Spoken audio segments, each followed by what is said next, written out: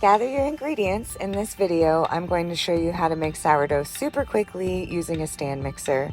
You can mix the dough right in the mixer, just throw it all in, stir it all up with the mixer bars.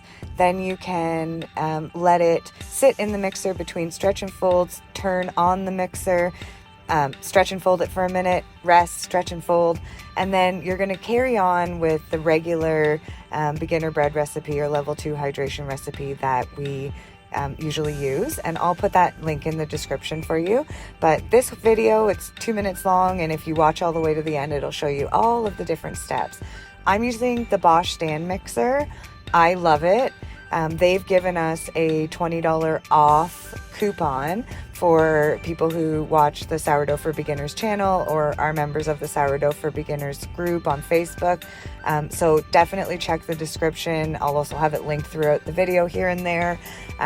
If you go to the Nutri-Mill website through the link that I pasted there, $20 will automatically apply when you check out. So it counts towards their mixers, their grain mills, all kinds of good stuff. If you've ever got any questions, definitely post them in the comments, and please subscribe. I really appreciate you being here. Happy sourdough making. Talk to you all soon. Bye for now.